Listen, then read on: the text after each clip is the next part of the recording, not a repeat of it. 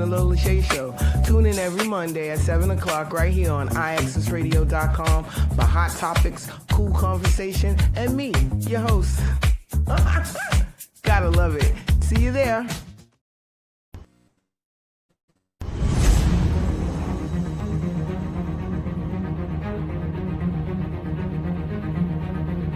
IAXIS Radio, the future of radio and podcast. No limit to what we do. IAXIS Radio, WIAX, the future of radio and podcast. No limit to what we do.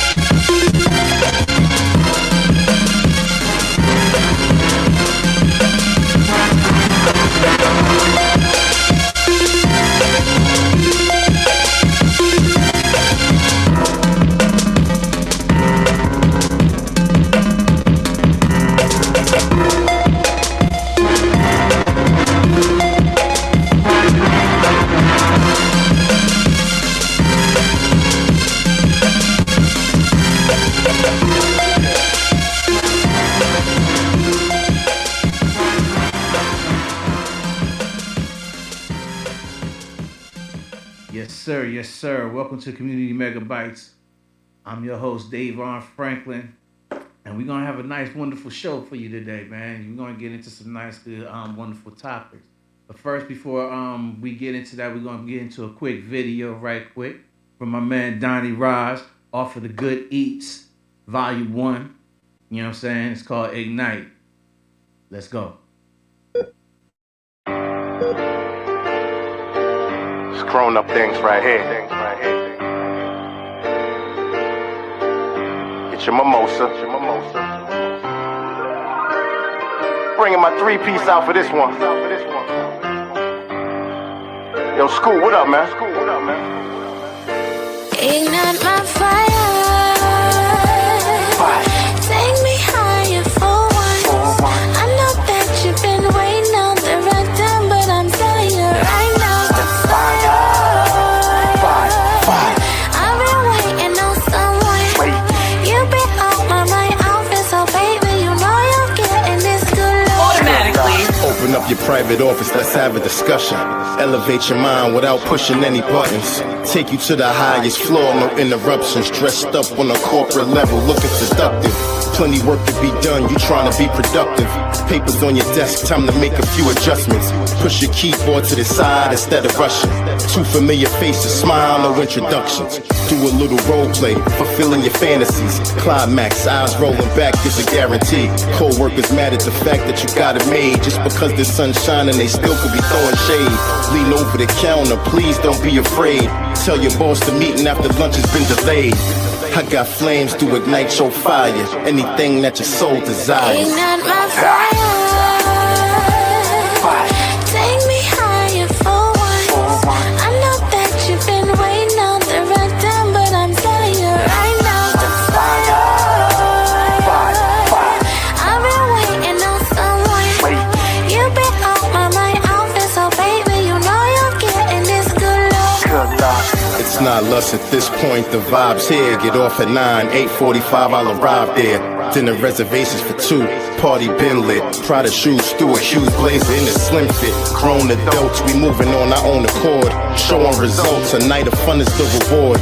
Japanese, Lebanese, Greek or Italian, asparagus, sugar snap peas under the salmon. I was flying by so quick, but who's counting? Lights getting dimmer through the dinner, still lounging. You know the song, let's get it on when they announce it. Something spill, wine on your blouse, then change outfits.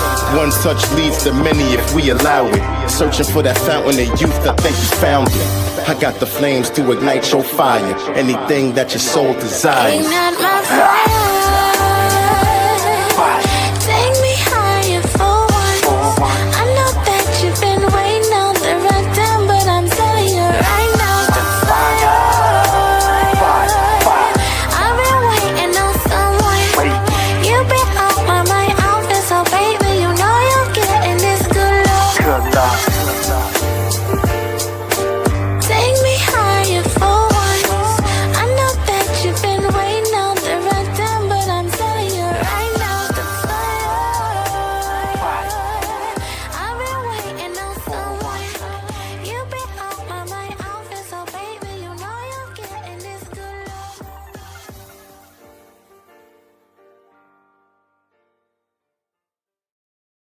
Sir, yes, sir. Welcome back to Community Megabytes. I'm your host, DAVON Franklin. We're taking a bite out of all community aspects, issues, events, you know what I'm saying, and everything that impacts our communities, you know what I'm saying, positive or negatively, you know what I'm saying? Oh, man, I had a pretty good, couple of days, you know what I'm saying, rested, you know what I'm saying?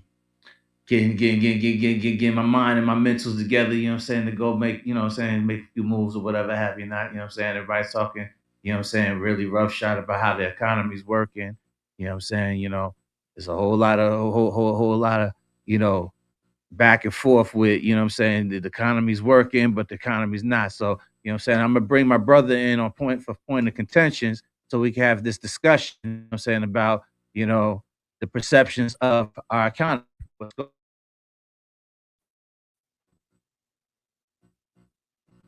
Hey, what's going on with you, bro? What's up, man? Not much, man. You know what I'm saying? In paradise. Yeah, so it's a lot of conversation, a lot of talk about the economy and, you know what I'm saying, the effects of the economy. And, I guess it all depends on what perspective that you're coming from, you know what I'm saying? It would, it would shape your view or your perception. What do you think about that?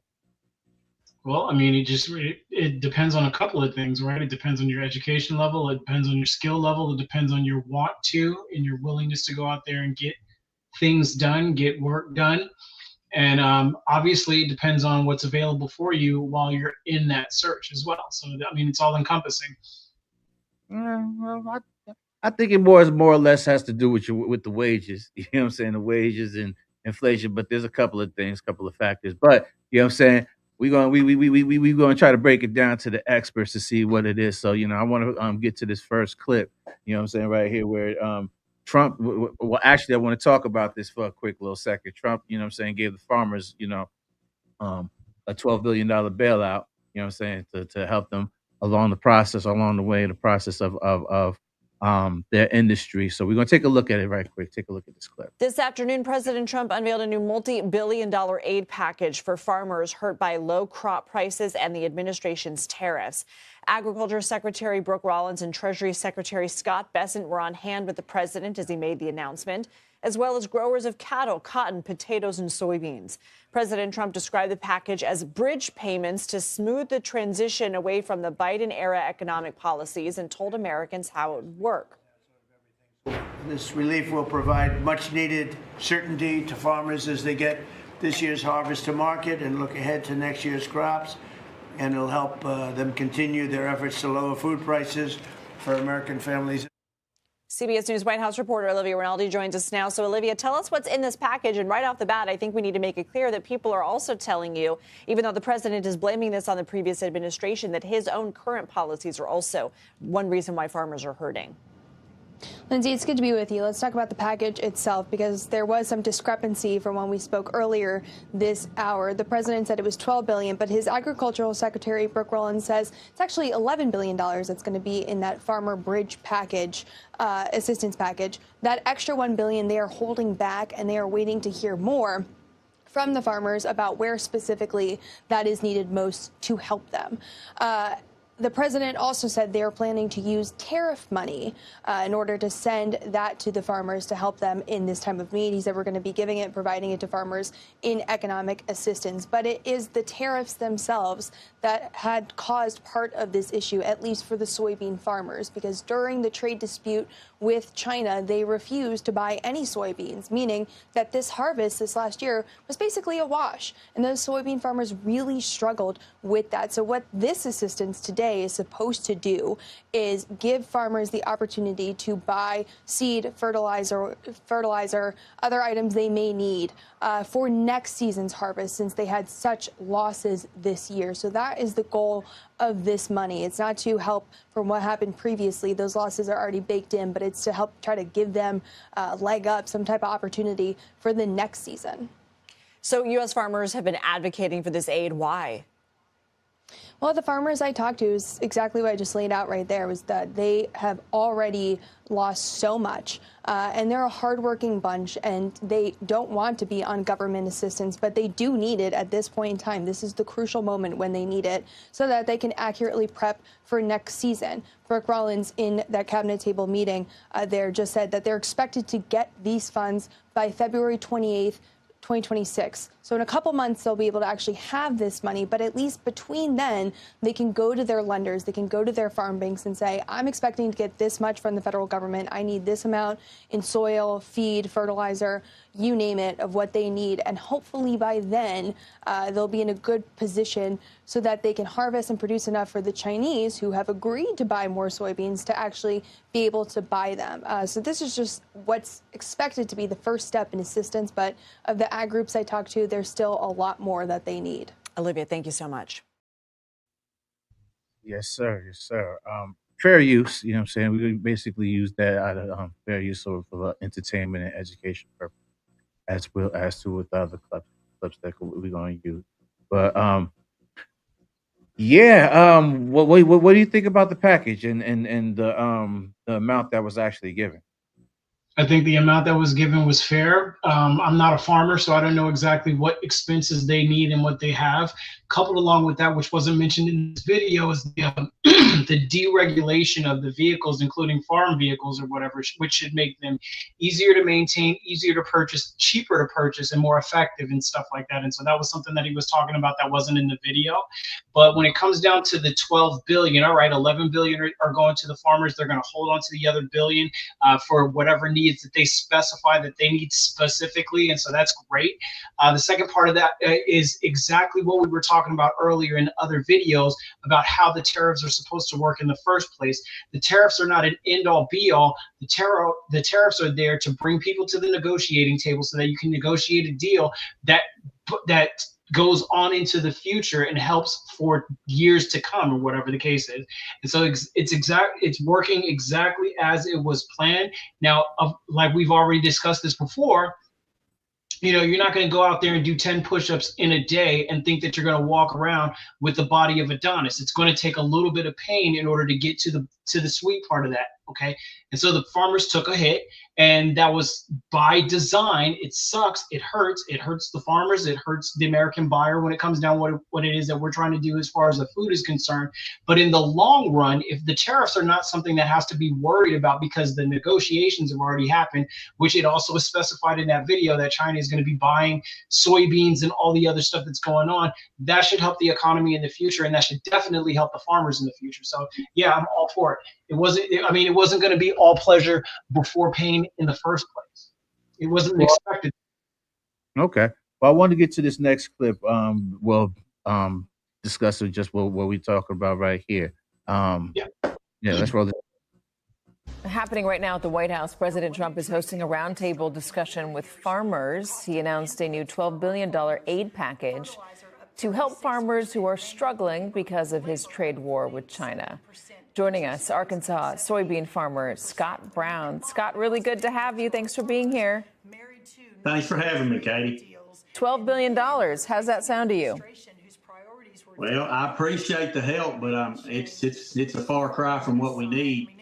Just the loss in corn this year with a record crop was over 16 billion. The loss in soybeans at production is around 11 billion. That doesn't count cotton and rice, which are even bigger losses than that. So this $12 billion is not going to make up for this 1 year? I mean, say China goes back to buying soybeans and other crops as they were buying before this trade war. Is $12 billion not enough to bridge that gap? Probably not. You've got a lot of boys that's got $400,000 to $700,000 worth of rollover debt that's eat their equity up in the last 2.5 years. They don't have anywhere to go. They don't have anything to do. And you've got guys that are not going to take that ground. So if you don't make everybody whole and let everybody stand on their own 2 feet and get off this hamster wheel of government aid, which is what we all want. The taxpayer wants it. We want it. Everybody wants it. You need to square everybody up. Senator Moran even said it was a $40 billion problem. So, I mean, his own senator says $40 billion, and what's he come up with? $12 billion. Yeah. Yeah, $12 billion is not $40 billion, I'll give you that. There's also some talk out there. It's an unverified report, but a marketing firm reported that U.S. Trade Representative Jameson Greer said there's no deal as of now for soybeans from China. That sent the markets, by the way, plunging, the futures. Yes, ma'am. We lost 60-something cents of the money they gave back, which none of the farmers actually had that money anyway. The elevators got that. Most of us had beans sold early in the fall because we were scared that there wasn't going to be a rally. So this dollar that there was in the rally was actually the elevators got all that money, not us. But yeah, it's backed it up. January beans are sub $11. You've got, with a basis, you've got next year sub $11, and you've got everybody screaming from StoneX down that inputs are going up next year. So we're going to be back here next year if somebody doesn't fix this right and address the problem instead of actually putting Band-Aids on it. And it's Help me understand, I'm sorry, the mindset of the American farmer, because you're kind of an outlier here on this. But the American farmer has generally gone for Donald Trump, even after the first term when Donald Trump also imposed tariffs and also had to bail out farmers, gave them a big bailout. They came back for him again in 2024, and this is happening all over again, but in an even bigger way. Why does the American farmer support Donald Trump?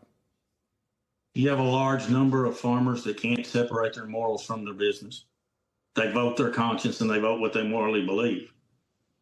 But farming is a business. At the end of the day, this is a business, just like a trucking company or a train company. And it's about dollars and cents.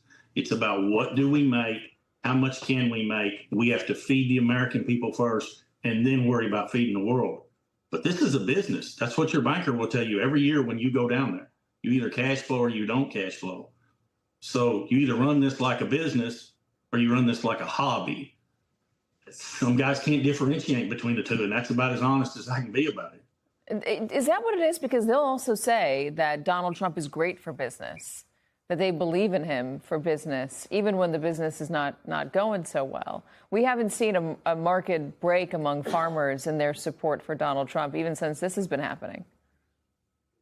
Well, I mean, what's good about it? I mean, you've got Arkansas's leading the nation in farm bankruptcies. You've got farm bankruptcies up. You've got profits down. Arkansas will tell you they lost $6 billion this year in farm income. I mean, ask a banker. They were testifying in Congress, 2 or 3 months ago, screaming and yelling that can the farmer not understand where he's at? I mean, I trucked for years before I farmed. I understood exactly what it cost per mile to haul a load of cattle from Missouri to Kansas. And I had to get above that to make a living, or we couldn't pay drivers. We couldn't pay for insurance. We couldn't run our business. Farming's the same way. I don't understand how come they can't do the math. This is all math to me. It's just a business. Scott Brown, always really good to have you.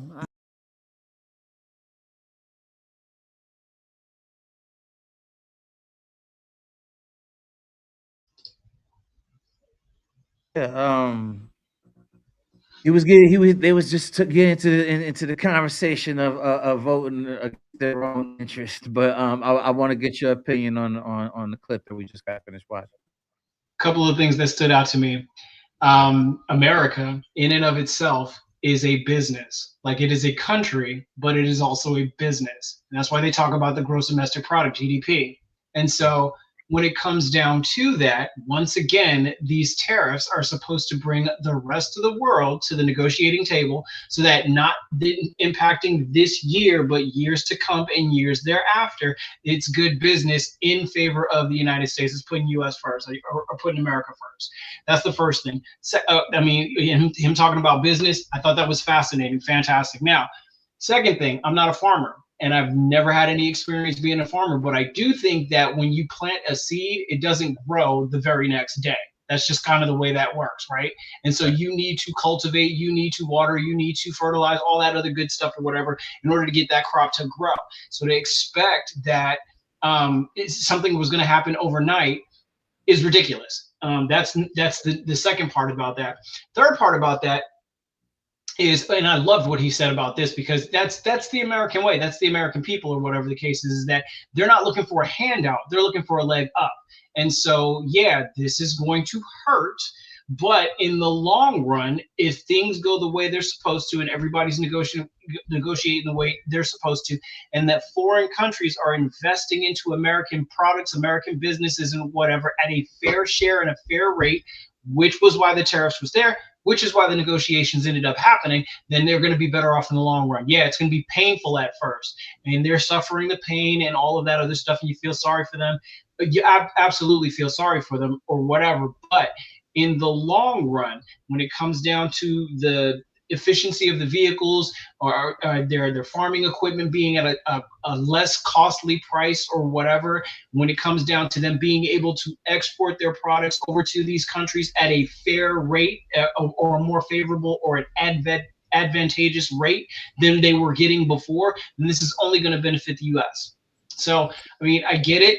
And of course it was on MS Now, because that's what they do, and they try and spin it. Obviously it's not enough. Yeah, obviously it's not going to be enough, but in the long run, this should balance itself out the way it's supposed to. And that's what I have trust in. Okay, well, I want to get well, see, while this trade war is going on, and I also took note of the fact that their advisor wanted to give the farmers $40 billion, but the administration said no, but yet they gave $40 billion to Argentina. That's another subject altogether.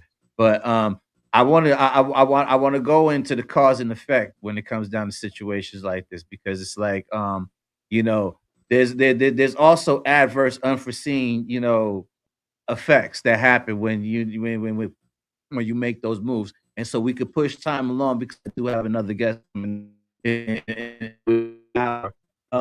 want to get into this clip right here, because as the beneficiary, despite the tariffs that was actually put in place, China got a $1 trillion surplus, despite the sanctions and the tariffs that was put in place. So I want to get into this clip right here. For the first time in history, China's trade surplus topped $1 trillion as the countries redirect shipments to non-U.S. markets. In November, exports to European nations, Australia, and Southeast Asia surged, while shipments to the U.S. fell sharply. Economists say Washington's steep tariffs, averaging around 48%, continue to weigh on Chinese exporters' profit margins. The world's second-largest economy has ramped up efforts to diversify its export markets since Trump took office again. It's been pursuing closer trade ties with Southeast Asia and the EU. Beijing had used Chinese firms' global footprint to establish new production hubs for low-tariff access. Customs data's exports grew 5.9% year-on-year. The data showed Chinese shipments to the US dropped 29% in November year-on-year. That was even though the month began with news that the US and China had agreed to scale back some of their tariffs. Exports to the European Union grew an annual 14.8% last month, while shipments to Australia surged by over a third. As China's exports surpass the $1 trillion milestone, European nations are raising concerns over the growing trade gap. Exports are up more than 5% this year, reaching around $3.4 trillion. European leaders say the imbalance is becoming increasingly hard to ignore. On Sunday, French President Emmanuel Macron warned that if Beijing doesn't address it, Europe could impose higher tariffs on Chinese imports, similar to the U.S. He says Europe is losing momentum in areas like automobiles, technology, and luxury goods. According to the Wall Street Journal, China now makes up around 15% of global exports, and nearly 1/3 of all goods shipped worldwide by volume. In other words, for every container coming in from Europe, 4 are leaving China. Meanwhile, China is expanding its exports beyond Western markets, shipping more goods into regions like Africa, Southeast Asia, and Latin America. In Southeast Asia's 6 largest economies, Chinese exports have jumped more than 20% compared to last year, according to the Financial Times. Economists say part of the surge comes from dumping, where Beijing floods foreign markets with cheaper goods and squeezing local producers. That's now prompting tighter import rules and tariff discussions across Asian and European countries. Yeah, so there's, like I said, there's kind of like an adverse effect. Like, what would you think the reasoning behind having that $1 trillion surplus, despite the sanctions that they were that was already. So it's supply and demand. If other countries want it and they need it and all of that stuff and they can pay for it, then they'll pay for it, and that's where their money will come from. This is the thing that I find fascinating about that, because Macron out there in France is now encouraging the European Union as of 3 days ago to start putting tariffs on China. And so here it is. Trump was this big, bad, evil guy, big, bad, evil orange man putting tariffs on folks to bring people to the table to negotiate and stuff like that. And Europe is now following suit because they know that the imports, and just like they said in that clip or whatever the case is a disadvantage. And so if they're at a disadvantage, they have to do something to bring China to the table as well. And that's fine. With all the with the $1 trillion that China is getting, this overwhelming amount and all that other stuff, that's fascinating. It's fantastic, and it's good for China. It's good for business around the world so that we can actually have business with each other. Like I said, interdependency.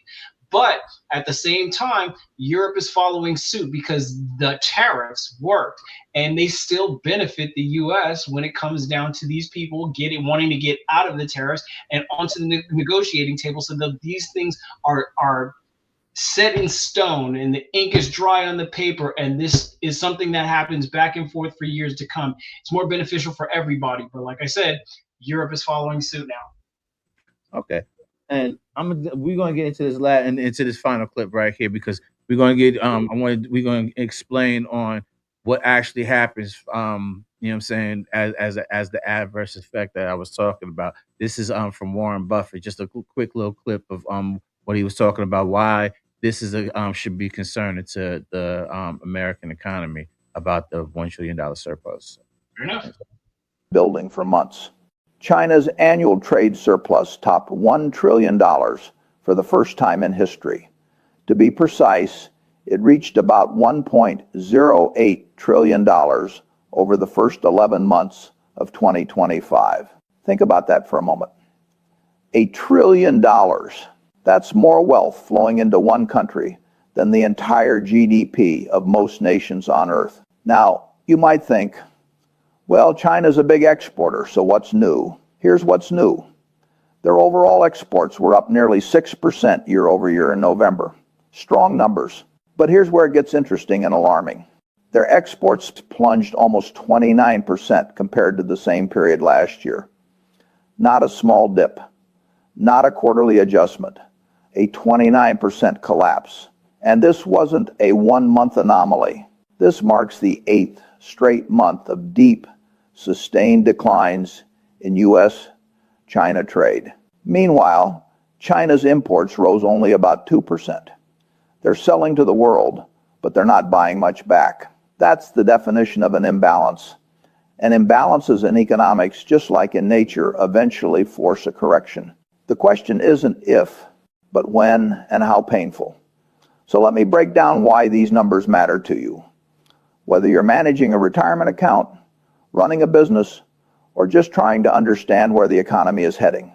A $1 trillion surplus means China is selling vastly more to the world than it's buying. That's $1 trillion of net demand flowing into their economy, strengthening their position while creating dependencies elsewhere.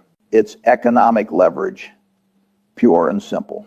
But that 29% plunge in exports to the United States, that's the real story.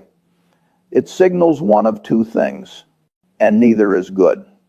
Either American demand has weakened dramatically, meaning our economy is struggling more than the headlines admit, or supply chains have fundamentally shifted away from the U.S. market.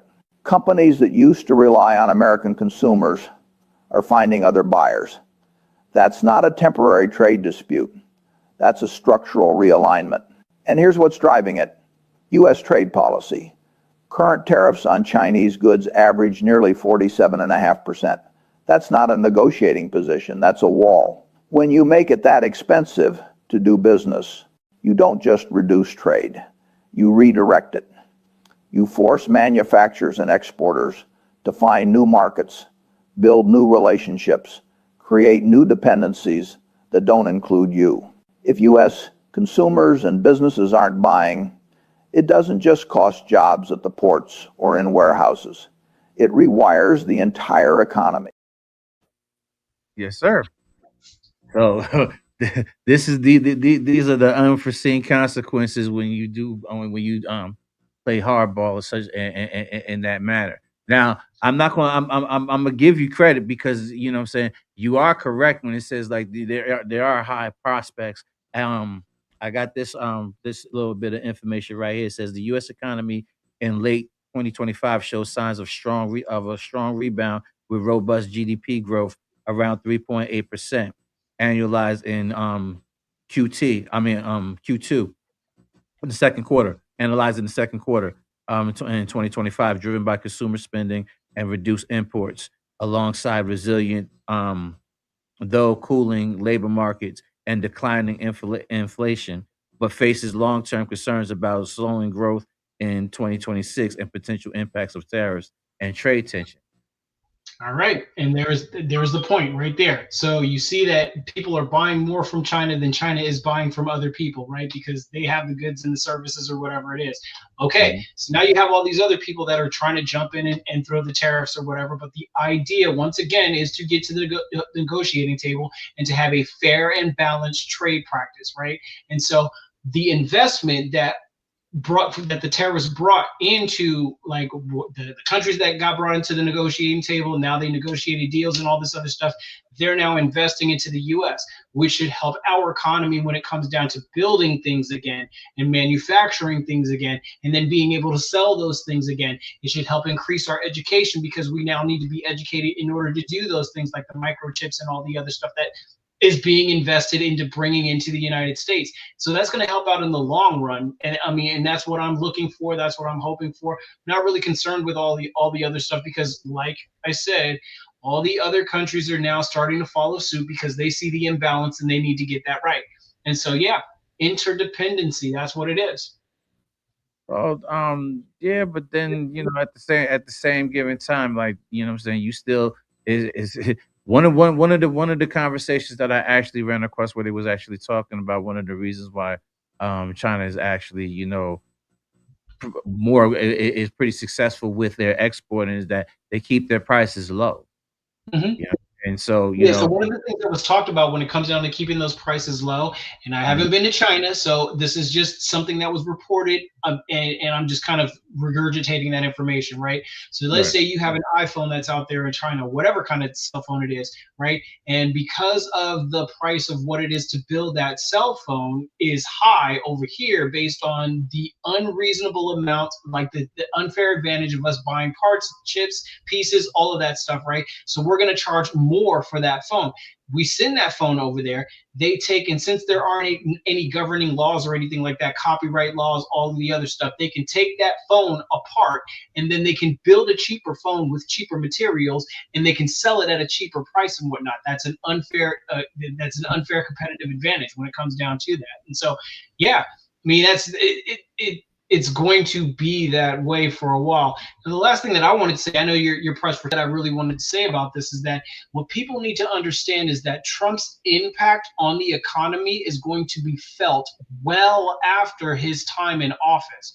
That's what this whole thing is about. That's what the big, beautiful bill was about. That's what the whole investment thing is about. You're not going to see his impact on the economy until years after he's no longer the president.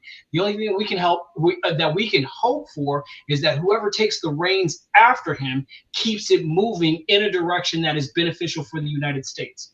Right now, the people that are benefiting the most are the higher ups that actually can, are billionaires and millionaires right now. Yeah, you know what? That's interesting that you said that because I had a question that popped into my head. In the whole history of the United States of America, right? In the history of the United States of America, what politician, what president, whoever it is, person that was in office was not about their own self-interest? Well, see, that's not good for those who can't afford it. Like right now, low income households, they spend a larger portion of their income on necessities. So when prices rise, their budgets are stretched thin quickly. You know what I'm saying? Leading to food insecurity and housing instability. This is the reason why. This is the reason why you have the SNAP benefit program. You know what I'm saying, in place, because you have people that are out here who actually have full-time jobs, but they still can't make ends meet to actually feed themselves and their families. So the benefits are actually necessary. I agree with you on that, but let's circle that back around real quick because here it is, and this is why the border policy is so doggone important, because Brandon Johnson out there in Chicago decided he wanted to send all of taxpayer dollars to help these illegal immigrants and stuff like that. And guess what? That put them at a deficit to where now they are charging double property taxes for the same people. And it's negatively affecting Black people more so than anything else. And if you look at the videos and stuff like that, I can send you a few of them or whatever the case is. But that's the whole point, because as these people are not investing into this thing that they're taking away from or whatever the case is, and the taxpayers are the ones that are paying that stuff, what else are you going to do? If you start running out of money, what are you going to do? You're going to raise the taxes, you're going to raise property taxes and all that other stuff on the people that are impacted the most, that are putting into the system but are not getting a benefit out of it. And so that's why how we can circle right back around to the border policy and all of the things that are being put into place, even if they're not received well, even if they're not perceived well. That's the whole point of everything that's going on step by step. And like I said before, it'll take years after Trump is out of office for Americans to actually understand the impact of what it is that he's trying to do. Well, see, the argument would actually work well if they wasn't taking tax cuts for themselves for the rich. I mean, you know what I'm saying? If you're gonna raise the taxes or you're gonna raise the rates for the common. That's the mayor of Chicago. That's not a Trump policy. That's the mayor of Chicago, Brandon Johnson. That's the mayor of Chicago doing that.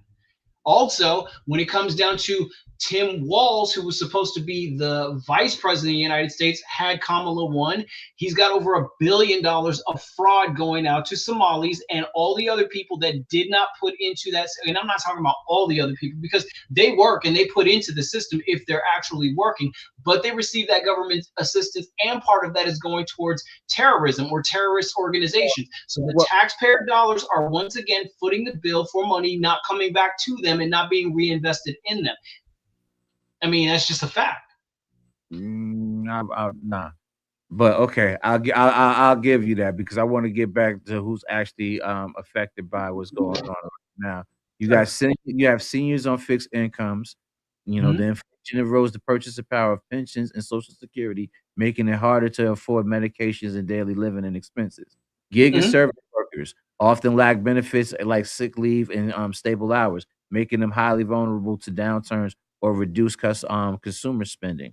Small businesses face small businesses face higher operating costs, inflation, and reduce consumer spending, threatening survival. Racial and ethnic minorities, like you said earlier, often face systematic barriers leading to lower wages and less wealth, proportionally affected by economic shocks. Why are they affected? Why are they affected the most? Because higher debt loads. Many Americans carry significant credit card, student, or medical debt, making them more sensitive to interest rate hikes, and income stocks. Limited savings. Less savings mean less buffer to absorb unexpected expenses or job loss. Essential spending. A large percentage of their budget goes to non-negotiables like groceries, rent, gas, which are often hard hit. So, like I said earlier, like I said in the statement earlier, when you only make it but so much, you know what I'm saying, and the cost of living is but so high, it's very high. You have to choose between certain necessities and certain wants and needs. You know what I'm saying, thus making it very difficult for you to go through your everyday life. You know what I'm saying? Yes. You have to choose between whether or not you're going to get daycare for your kid or you're going to go get gas for your car. You know what I'm saying? Okay. We've seen these situations and these scenarios play out before. And right now, you know what I'm saying, you're saying like, yeah, right now the tariffs hasn't even taken full effect. But the price hikes, the American consumer is actually feeling it. You know what I'm saying? All right, so gas is at a low, which affects shipping. Okay, so that you're not having to be charged as much since they're not having to pay so much when it comes down to gas. Yes, the groups that were negatively impacted that you mentioned, right? This was what the platform that Trump ran on: no tax on tips, no tax on Social Security, no tax on overtime. These things actually help the American consumer because they're not getting taxes taken away from them for working overtime, for getting tips, and of course, a lot of those companies, restaurants and stuff like that, when it comes down to tips, they'll take the tips in and then they'll divide it evenly amongst the people that are actually getting the tips, even though some of those waitresses or whoever, they're not working as hard as the people that are actually bringing in the money, but they still get to divvy that out. So that's unfair as well. But that's what he was talking about: no tax on tips, no tax on Social Security, no tax on overtime. These are things that have to be built in. And then when it comes down to, I was looking at something else. I'll send you the video. I did not think of it, and sorry for the people that are actually watching that. I can't get you that information at this point in time. But over 50% of those welfare benefits, SNAP benefits and stuff like that, are going to illegal aliens. And so here it is. So they're cutting away from SNAP benefits and stuff like that, is what they're saying, or whatever the case is. But if it's not going to the people that are investing in that, then it should. I'm gonna have to pump the brakes on that, because it's not mostly going to illegal immigrants. It's mostly over 50%. It's mostly going to rural America, which is mostly white. Over 50%. Huh? It's over 50%. I don't believe you. Need more people. I'll send you the info, and then we can play it on the next time when we run a clip. I'll send it to you. We'll do that, but we're gonna close this segment out so I can get to my next guest. But all right, we're gonna play. We're gonna come back. We're gonna do this again. All right. So a quick video. We're gonna come back with Edward Arthur right here on Community Megabytes on IAXIS Radio. Let's go, sir.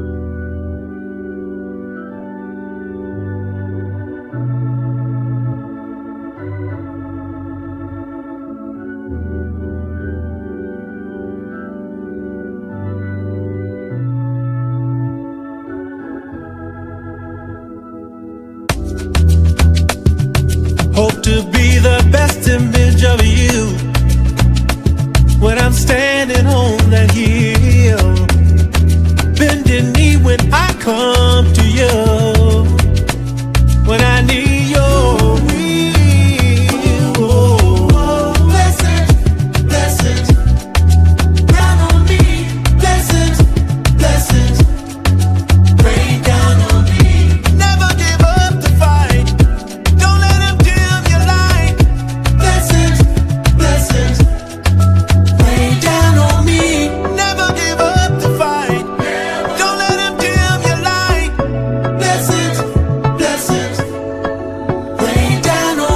in my hand I gave to you. All my honor, give praise to you. Find the blessing in all you do. Through your eyes I see the truth. Open arms when I run to you. Wash away all my sins and make me new. I need your presence, more of your essence. I'll always come to you. Lord, you're my light through the storm. I need your presence, more of your essence. I'll always come to you. My light through the storm. Blessings, blessings, rain down on me. Blessings, blessings, rain down on me. Never give up the fight. Don't let him dim your light. Blessings, blessings, rain down on me. Never give up the fight. Don't let him dim your light. Blessings, blessings, rain down on me. Rain down on me.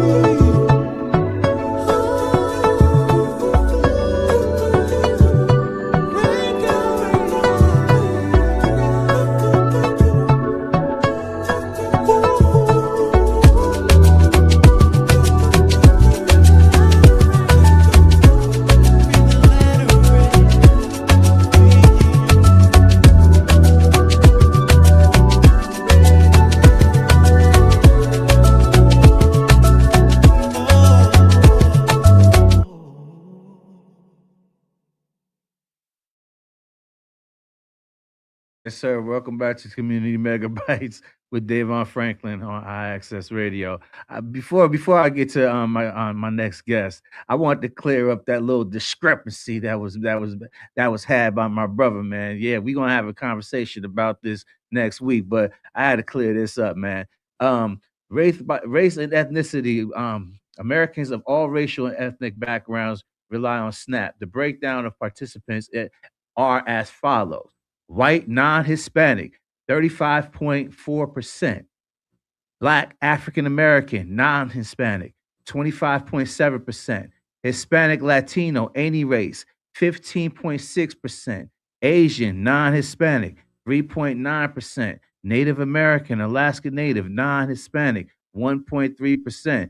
Multiracial other, 1%. Race unknown, 17%. So I guess you would probably say race unknown, probably undocumented immigrants or whatever have you not. If you want to put that sure is not the largest amount of people that's on SNAP benefits. So I just had to clear that up right there. But I'll talk to you later, bro. But right now we're going to get into my next guest, Mr. Edward Arthur, the author of this of the book, the 10-step man. How you doing, sir? Your mic's mute. Your mic's muted. How you doing? All right, yourself, sir. Appreciate you. See, you just had an interesting conversation. Yes, sir. I wish I was in on that. Well, hey, next time we bring you along for it. Let me know. Yes, sir. So you're an entrepreneur / author. Which came first? Should I ask?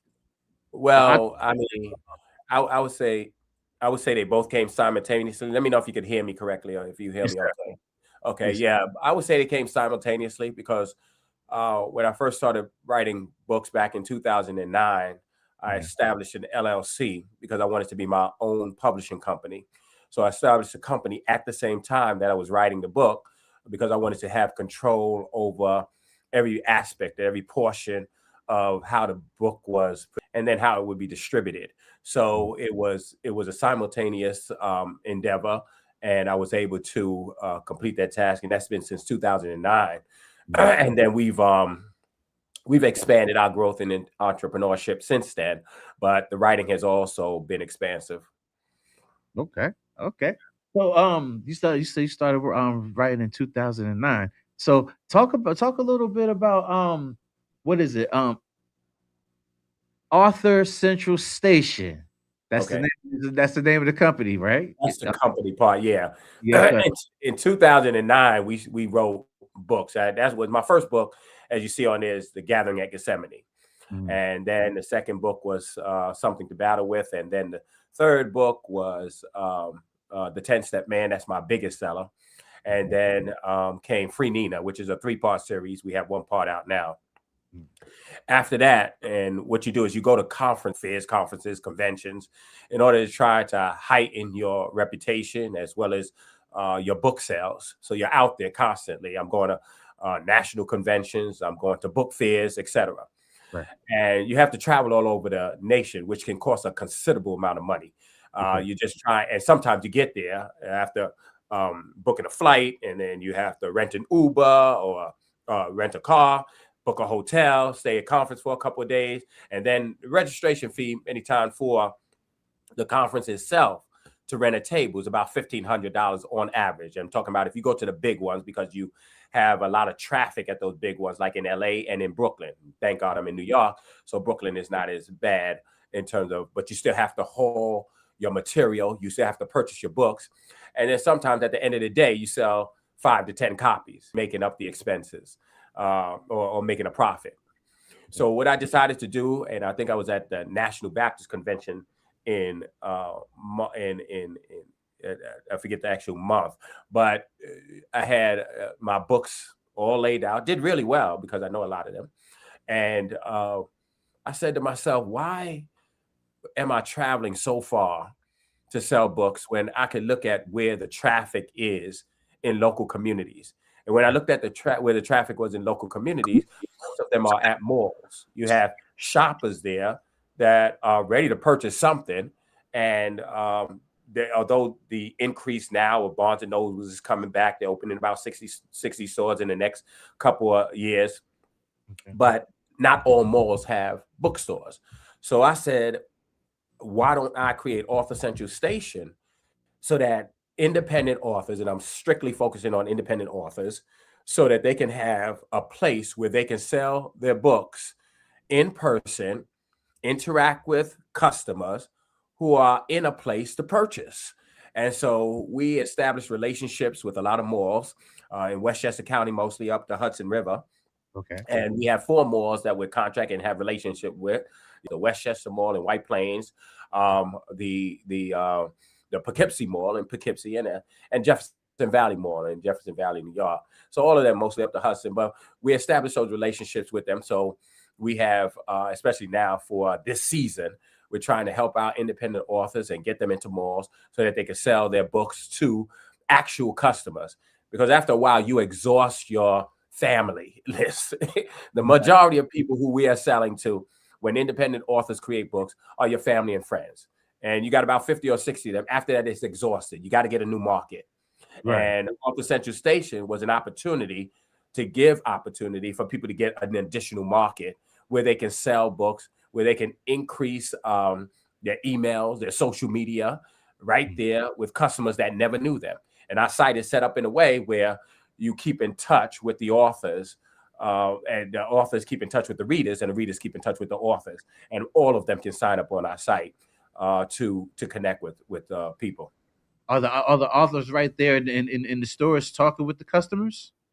The author has their own booth. The way we set it up is like a kiosk, like in a place like a Palisades Mall. It's a kiosk. They have their kiosk. They set up. They display their books.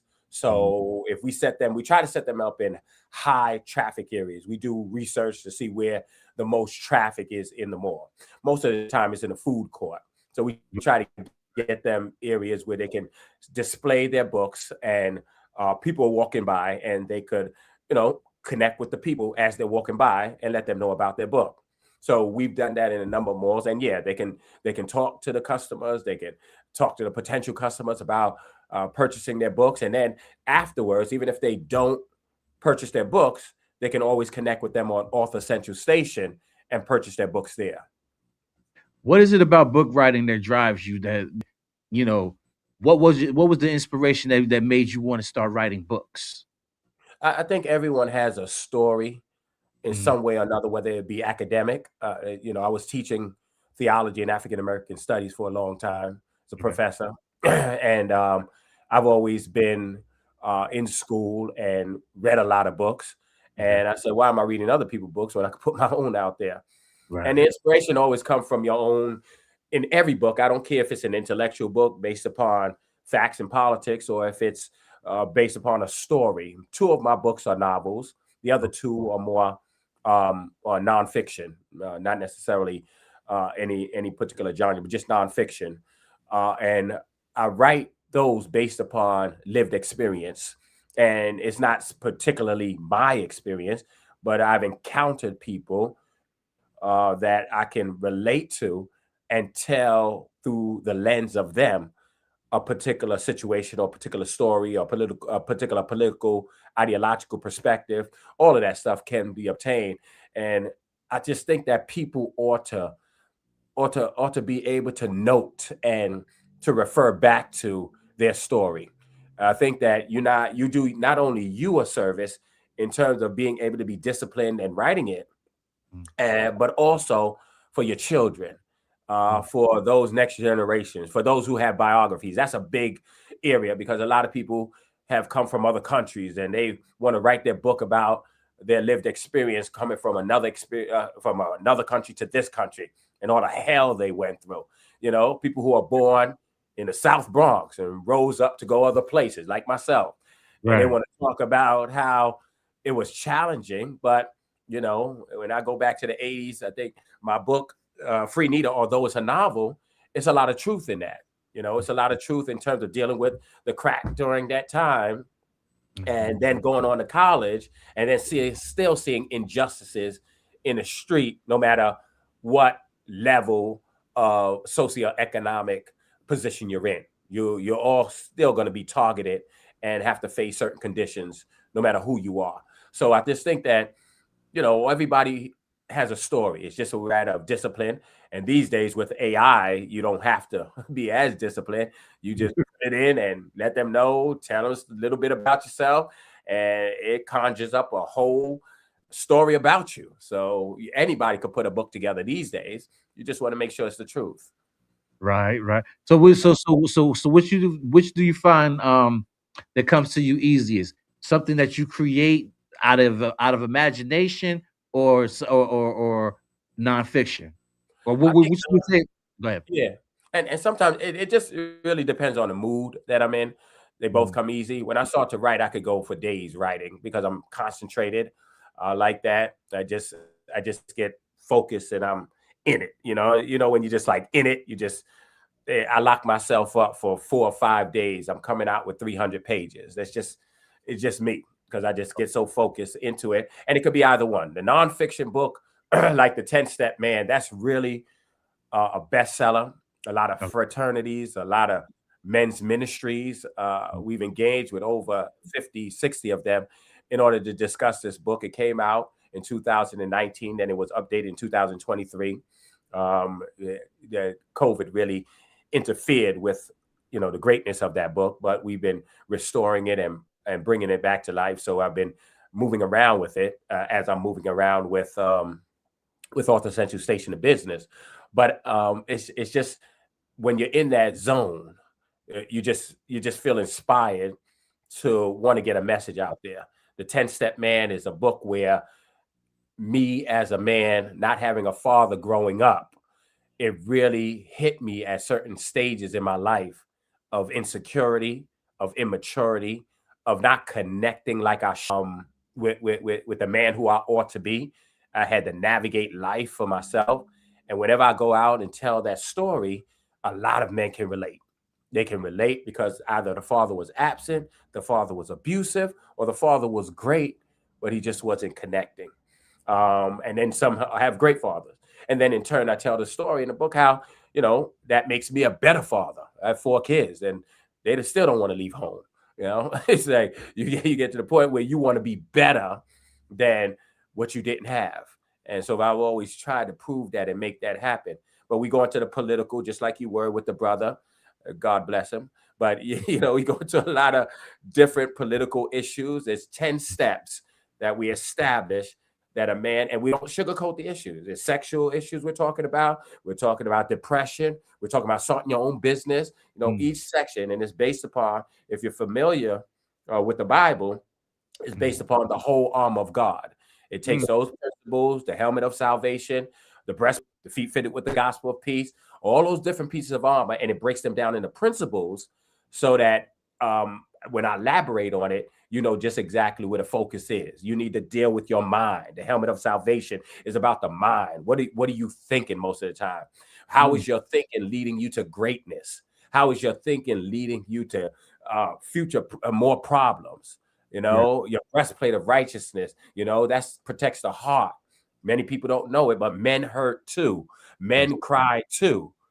We don't want to talk about those things, and men don't want to talk about them, so they suffer in silence, and that becomes a big problem. And then women are like, why are you always so mad? Why are you always so distant? Take some time to observe, or men take time to analyze yourself so that you know that there's some things going on that you need help with. There's no problem these days of talking about we need to go to counseling. No problem these days of talking about we need therapy.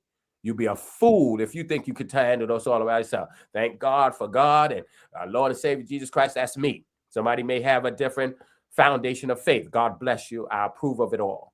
My whole thing is that don't think that you can navigate this world all by yourself and never get help to acknowledge what your issue is. And it's all in that book. Yes, sir. Yes, sir. And you brought that element in there, which I wasn't really expecting, because I was actually getting ready to talk to you about it says that you actually utilize everything from sports to history as well as politics and pop culture. So you also include the spirituality in there. So yeah, that makes it a little more intriguing. How do you use all those elements to bring out the what it's called, pulling out the greatness in man step by step? How do you incorporate all of those? So you try to.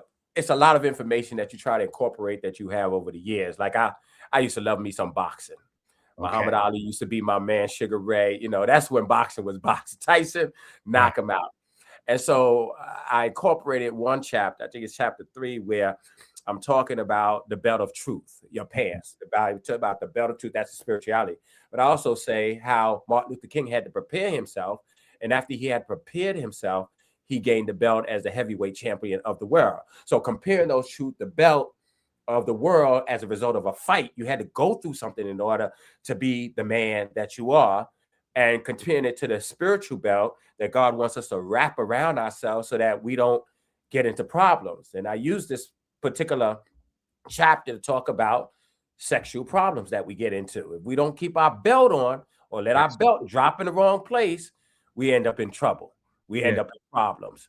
And so the spiritual aspect is there, not literally, but the spiritual aspect is there to compare it to an actual champion who, once you got the belt, you've overcome some things. Once you got the belt, you fought to get some places.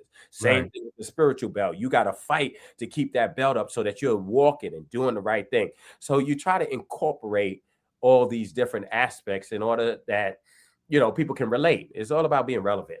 Yes, what you said earlier is definitely key when it comes down to penis discipline.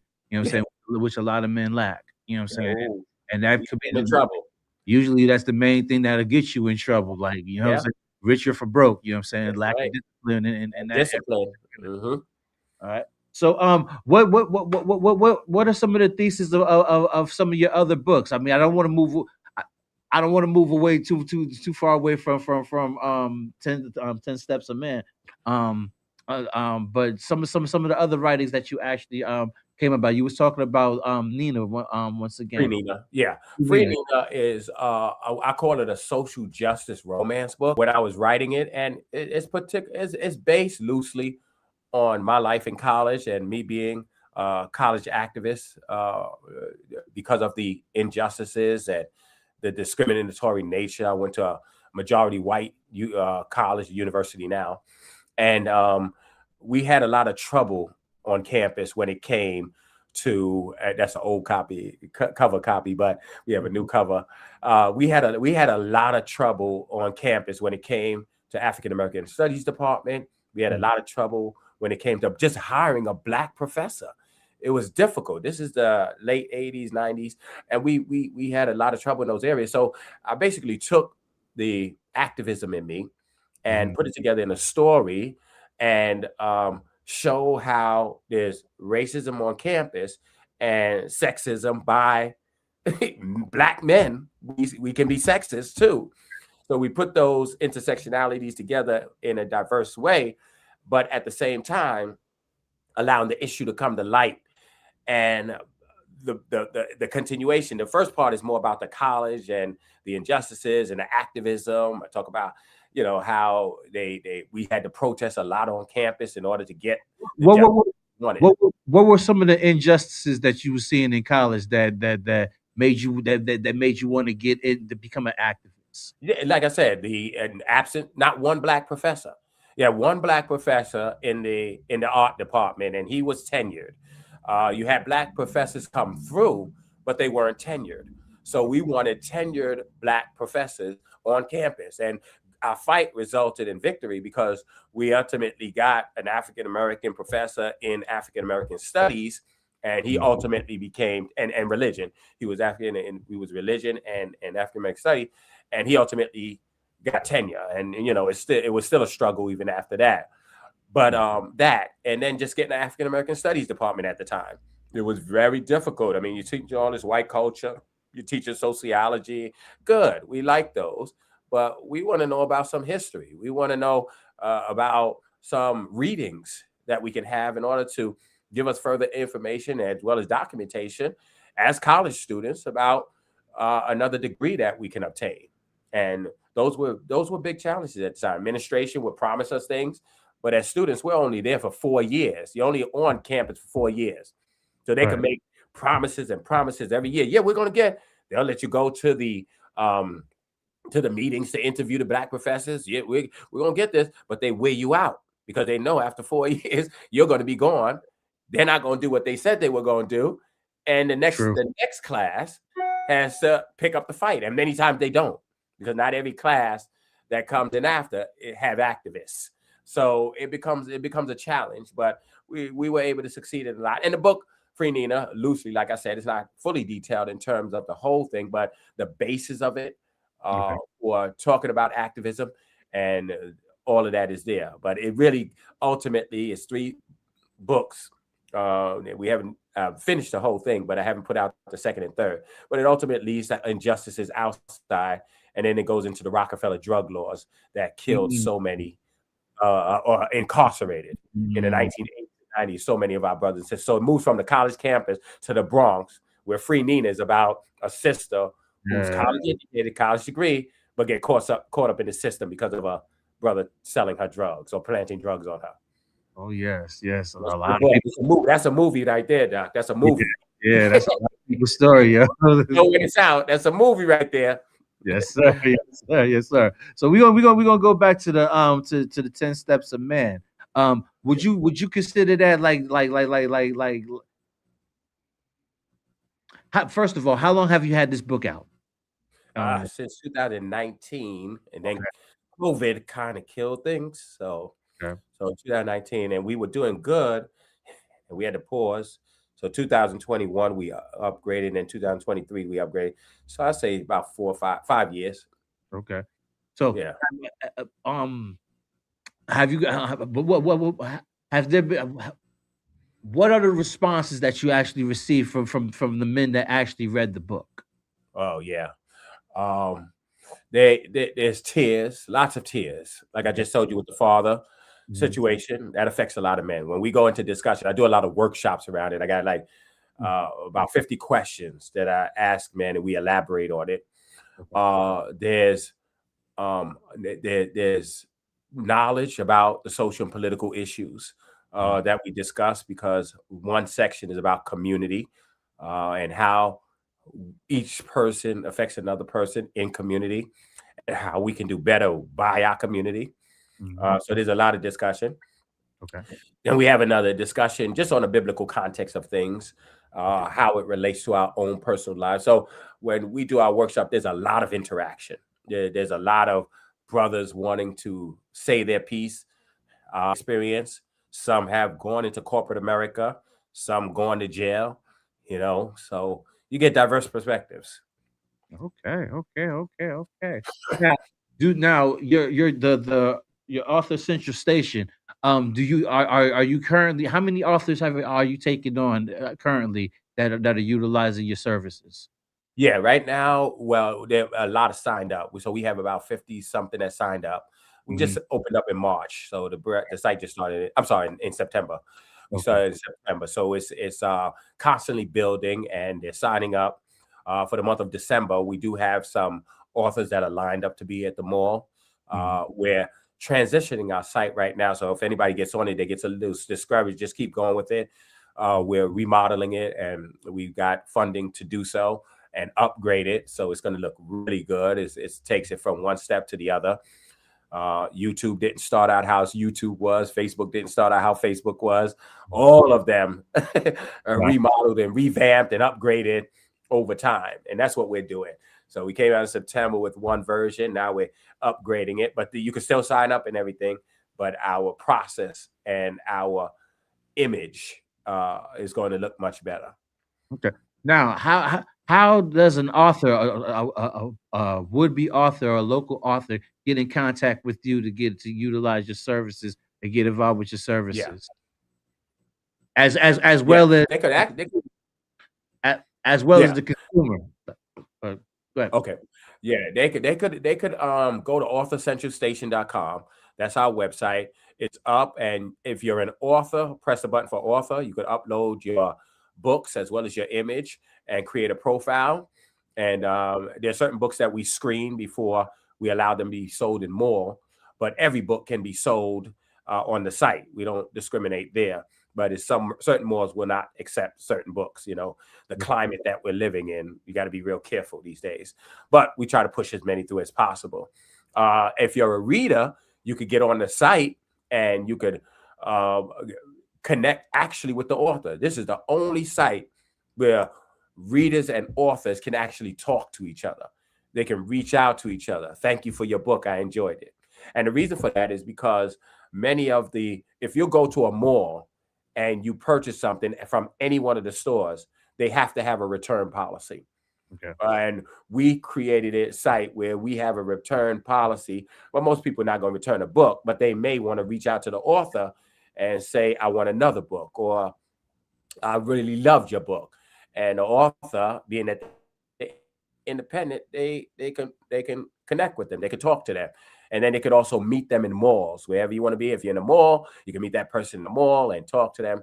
So they let you know when they're going to be around. It's about in-person, getting back to the in-person and getting back to allowing people to talk to each other and connect with each other and continuously communicate with each other even after that. So it's a good site. It's a great site. A lot of investors are looking at it now, and we expect to expand it even more to more states, more places, and even out of the country. Yeah, one thing I've learned is that when we connect with one mall, they own about 6 or 7 other malls. You know what I'm saying? There's no one mall independent of itself. I've connected with malls, and they're like, when you gonna bring it to Massachusetts? We have a mall out there. Right. On Long Island, when you go to Westfield Mall, there's a Westfield Mall also in England. So if you get Westfield Mall on Long Island, you got Westfield Mall in England. So now automatically you're international. So we're working, with different ones to make it possible in a mighty way. Okay. Well, well, you already gave me that. They don't have to get the personal information. They can get you on the site. They get you on at the site. So and they go edwardmulrain.com for the books, authorcentralstation.com for the site. What was that again? Edward Mulrain, my name, Edward Mulrain for the books, edwardmulrain.com if they wanted to check out any one of the books, and then authorcentralstation.com for the website for authors and readers to sign up. Okay. All right. We're gonna wait for Al to pull that up so the people can see that. edwardmulrain.com. Yes, sir. And definitely appreciate you coming through. You know what I'm saying? Me too. And definitely, I want you to come back because I want to, I'm gonna take a look at a couple of your books so we can have a conversation about your books as well. Absolutely, man. Anytime you're ready, and I appreciate you just giving me this opportunity and this time. Really, really, really, really appreciate that. No doubt, no doubt. Shout out Tyrone Love for setting this Yeah, up. Tyrone, my man. Yeah. Yeah. Oh yeah, those are the ones. Yeah, from selling the books, right? Yes, sir. Yes, sir. That's nice the way y'all do that. It's nice. Yes, sir. And she's an entrepreneur. She's a big entrepreneur. That was in church. She's a big entrepreneur, really big. She does a lot. Okay. Okay. All right. So we're gonna go through these photos and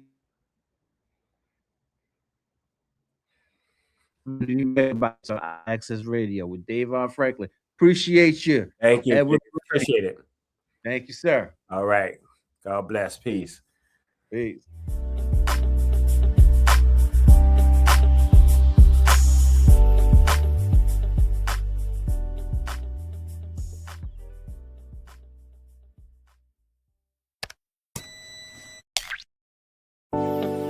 Welcome back to DPE Takeover Radio. Caller, you are on the air.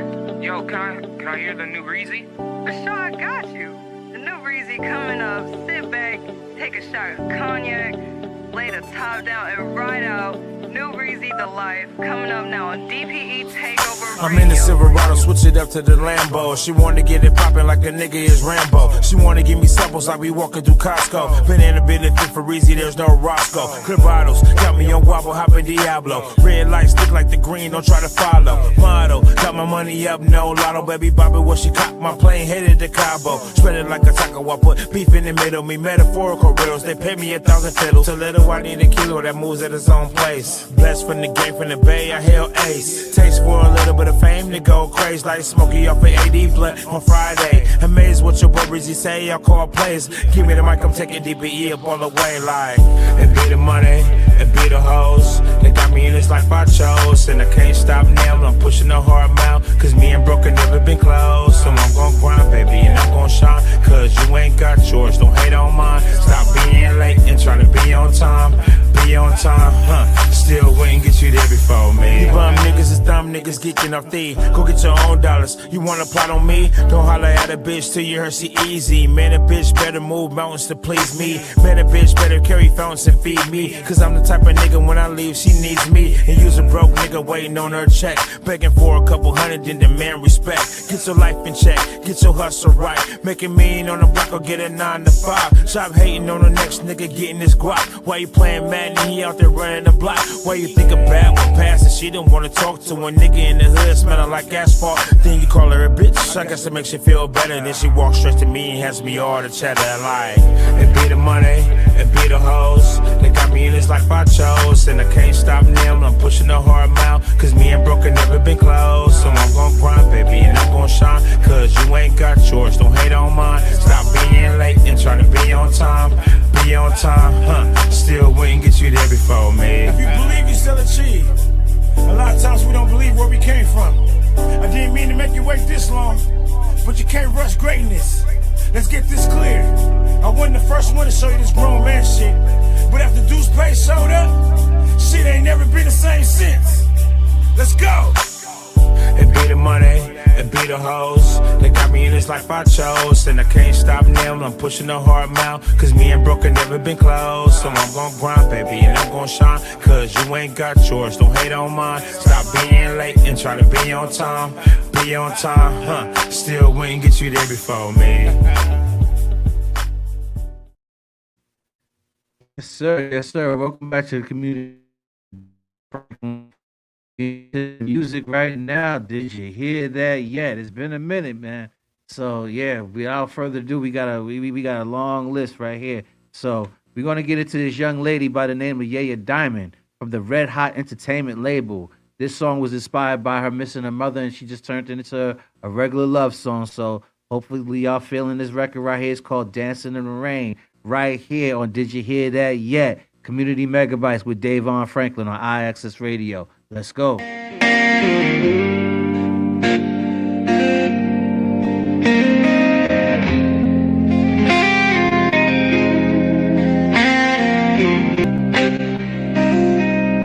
The thunder rolls in, the sky turns gray,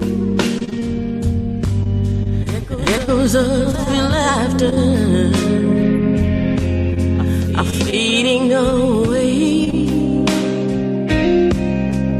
Each drop that falls, it whispers your name. In this empty space, nothing feels the same. Dancing in the rain to hide my tears. Will it be days, or will it be years? Dancing in the rain, hoping you'll find your way back. Dancing in the rain to hide my tears. No, I can't shake the notion, no, that you'll come back to me like the sun breaking through, setting my heart free. Just one more dance in a world that feels so wrong, reminding me softly where we both belong. I close my eyes tight just to feel you near. Puddles on the ground, how I wish you were here. As the clouds dance in the night, the sun slowly breaks. You know I've been standing here, dancing here, standing right here, dancing in the rain.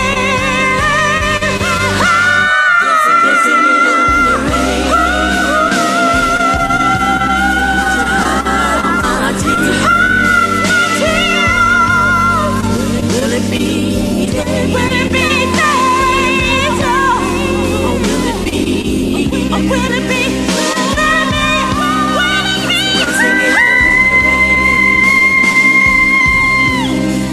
Hoping you'll find your way back. Hoping you'll find your way back. Dancing in the rain. Dancing in the rain. Oh, to hide my tears. Hide my tears. Dancing in the Rain, Yaya Diamond. Yes. Beautiful record, like that. Feeling that. Got a nice little bluesy edge to it, like that. Next record we're going to get into is a song inspired. Actually, this record right here is a touching tribute that celebrates the love, strength, and guidance of fathers everywhere. We finally get a record, fellas. You know what I'm saying? Yes, Miss Angel Monet gave us a record. You know what I'm saying? It's called Daddy, You're Amazing from the Rossi Records label. This is Miss Angel Monet right here on Community Megabytes on IAXS Radio. Let's go.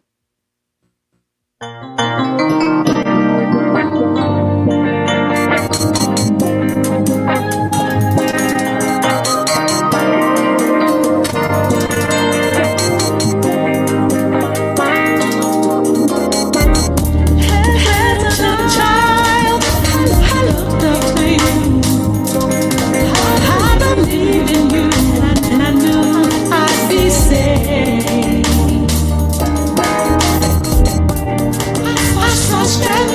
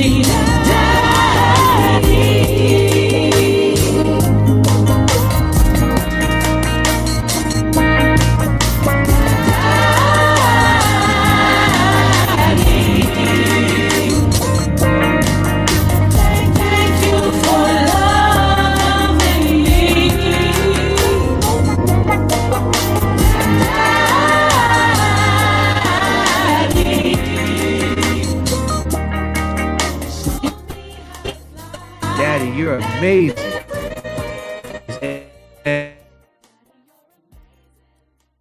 I like that. Nice. The record we're going to get into right now is by two gentlemen right here. You know what I'm saying? From the BSE recording label. You know what I'm saying? They got this new smooth record coming for you. You know what I'm saying? Giving you all this good soul. You know what I'm saying? This is... Hold up. This is Darnell Alexander and Omar Wilson. I'll give you my all right here on Community Megabytes on IAXIS Radio.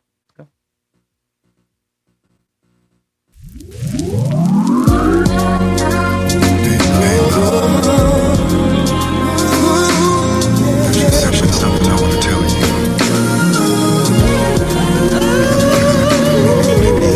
More like something I want to give you. You deserve it all. Listen. There's nothing I wouldn't do. Cause I want you, I need you, I desire you. And you're the only one on my mind. I would place no one above. I would give you all my time, yeah. Been holding out for the real. I don't hold anything back. I'll always tell you how I feel, yeah. And there's nothing in this world that you don't deserve. I'll give you everything you need, baby, and that's my word. I'll give you my all. You don't even have to ask. I'm right here. You're the only everything I have, whatever you need.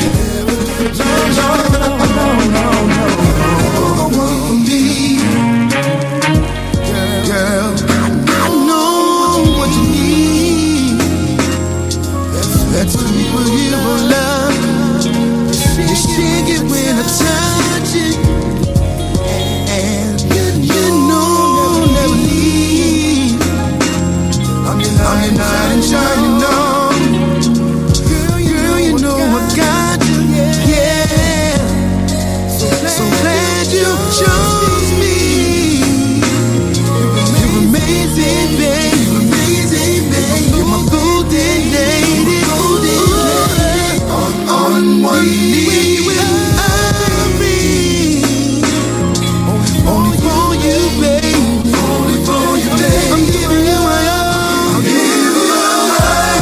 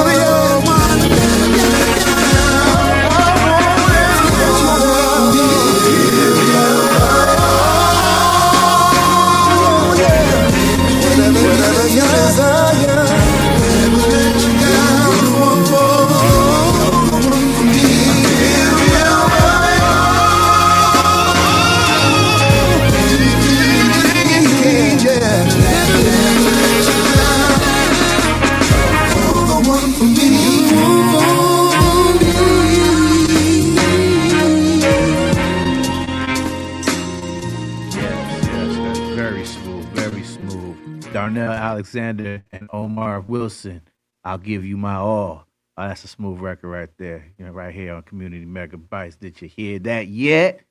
Yes. The next record we're gonna get into right now. Yeah, hey, Maggie Ray's back. She returns with another hit. This time she is done and she is moving on. From the Grooves Master label, this is Maggie Ray moving on right here on Community Megabytes on IAXIS Radio. Let's go.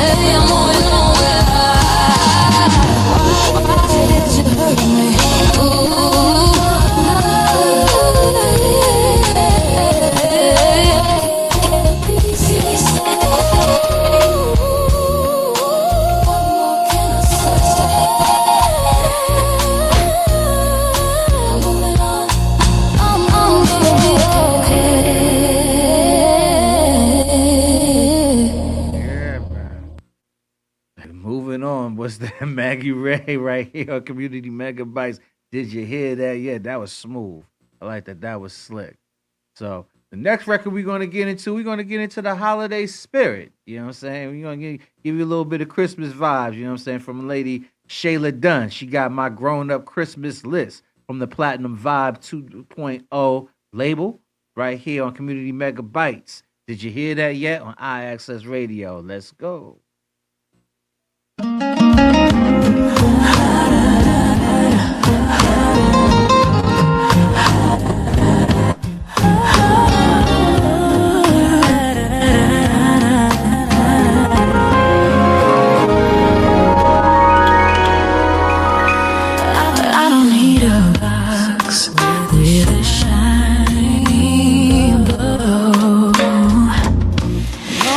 Golden watch or a mistletoe. Just a quiet night where the stars don't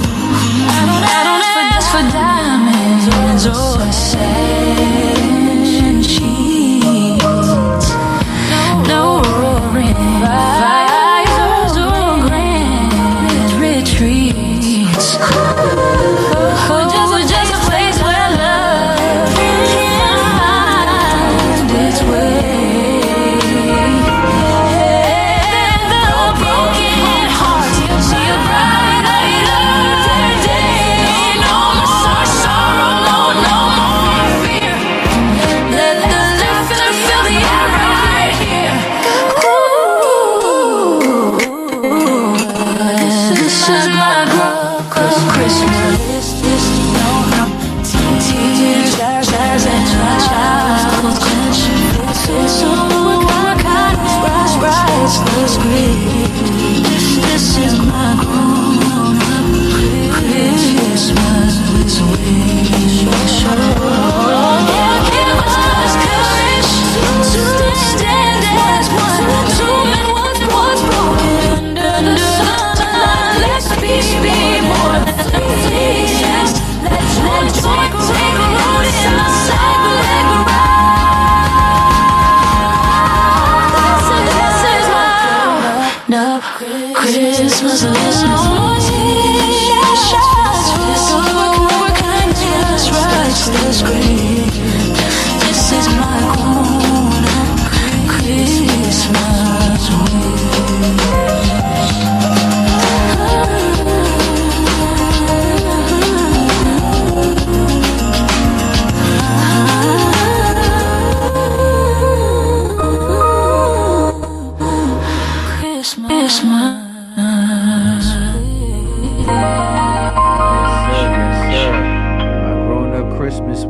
grown-up Christmas list, Shayla Dunn.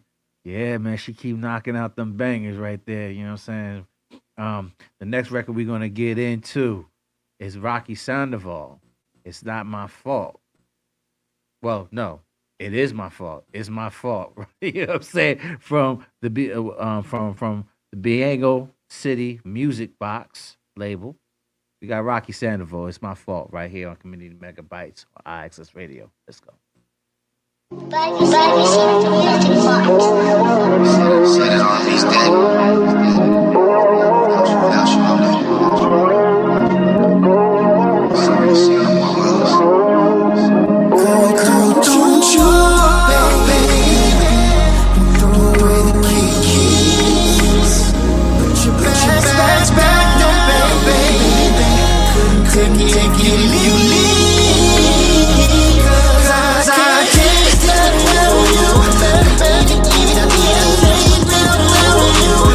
Just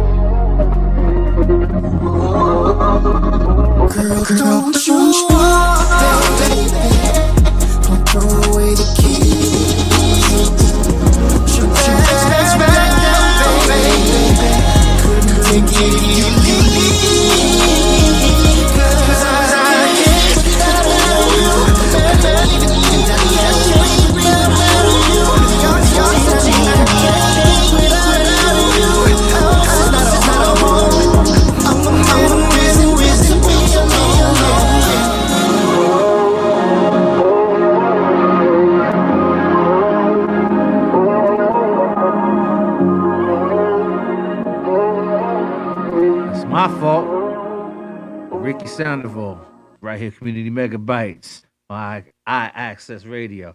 I was feeling that. You feel that slow, mellow, smooth R&B vibe that's coming across right now, just in time for the holidays. And we ain't gonna stop right now because right now we're gonna get into the new record, a nice, slow burning, seductive return of my man Tank. Song's called Control from the R&B Money BMG label. We got that for you right here, Community Megabytes. Did you hear that yet? On IAXISRADIO. Let's go.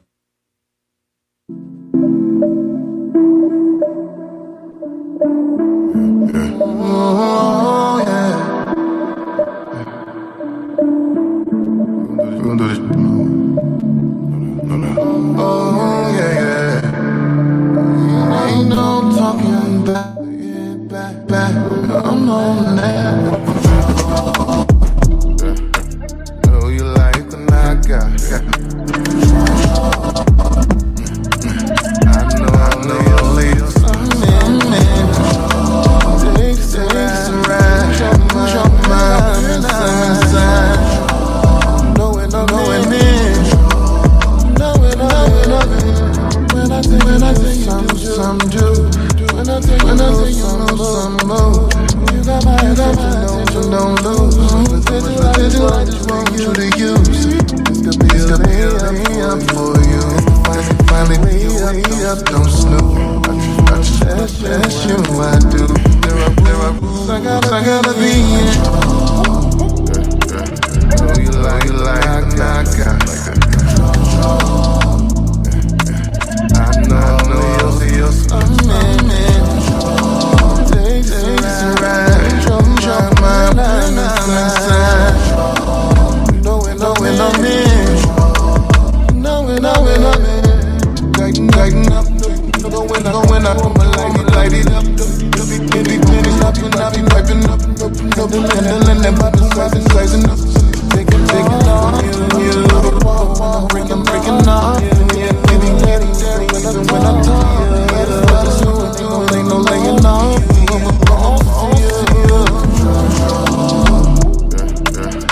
You like the knockout. I know you'll leave some in. Takes a ride. Jump my inside. Knowing I'm in. Knowing I'm in.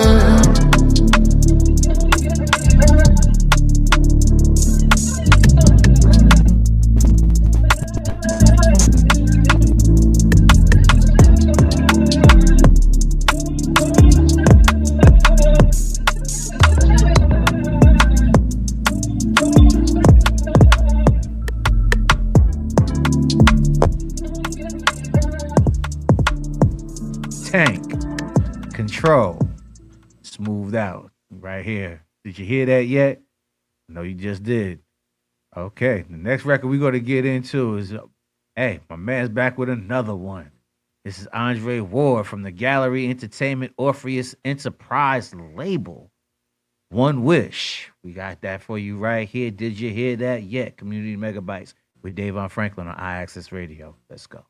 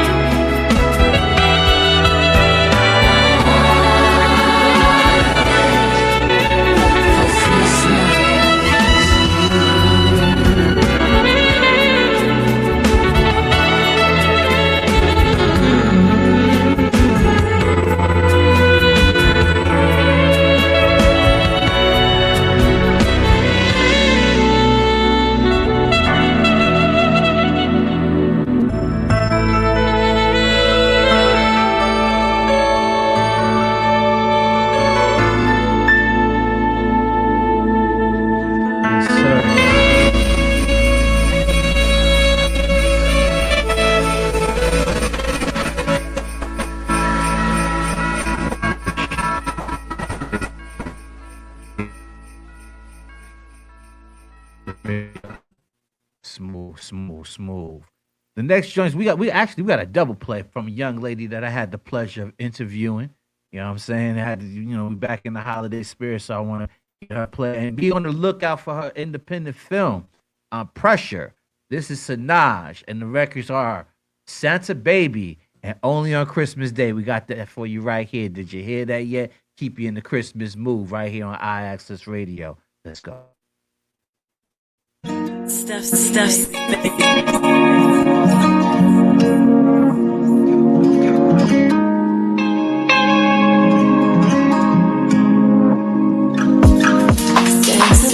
baby, just slip one tree for me. I've been an good girl since baby, and every day down the chimney tonight. Oh, yeah. Since baby, you're 50, like blue. I wait up for you, dear. Since baby, and every time that you chase me tonight.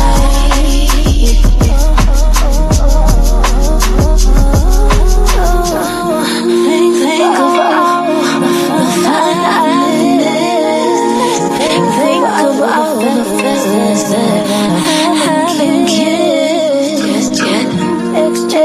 I could be just as good if you check my Christmas list.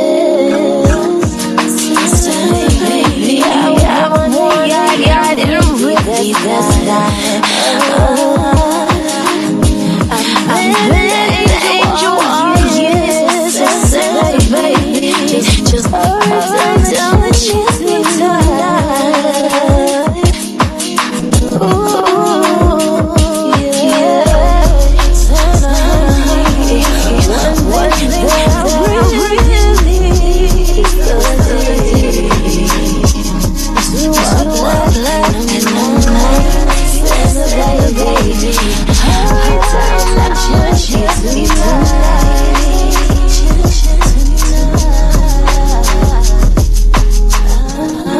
Won't you come and trim my Christmas tree with some decorations that's from Tiffany?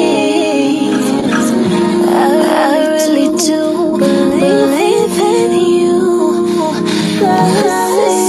If you believe in me, so baby, I got some engine with me.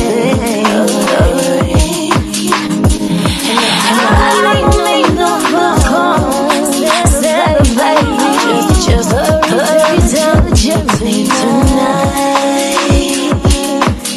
Down the chimney tonight. So hurry down the chimney tonight. Hurry down the chimney.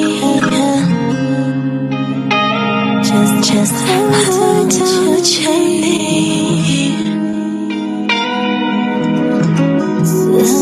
Baby, it's Christmas time in the sea. Yeah. And I'm hoping and wishing that you miss me. See, I'm sorry. There's just one day that I'm sorry.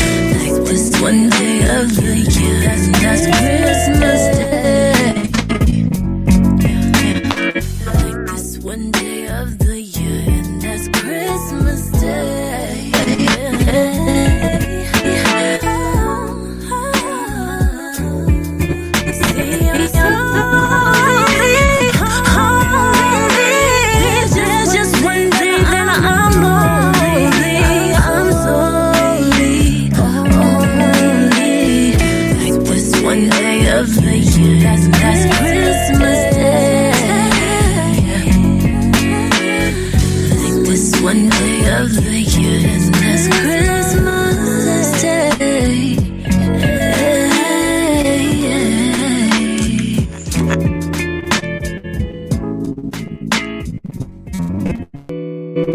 Yes, sir. That was Sinaj, Santa Baby, and Only on Christmas Day. And that will conclude our show for today. Yeah, you know what I'm saying? Tune in next week for another episode of Community Megabytes right here on IAXISRADIO with your host, Dave. Appreciate everything. Lane, you know what I'm saying, for coming in and talking with us, you know what I'm saying, about the book, the 10th step of man. Also I'd like to thank my brother for tuning in, for coming in and contributing on Point of Contention, and we're gonna continue to bring you more right here, Community Megabytes on IAXISRADIO. Live, love life, take care of each other.